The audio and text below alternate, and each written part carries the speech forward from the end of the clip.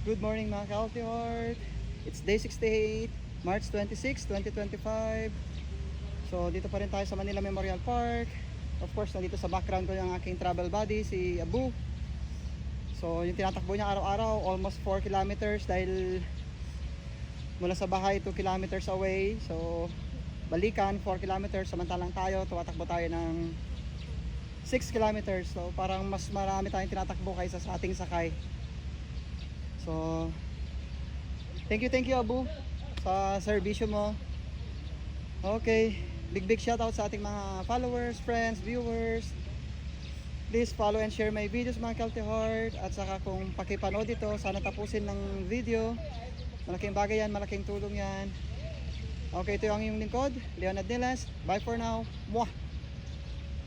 Healthy Heart.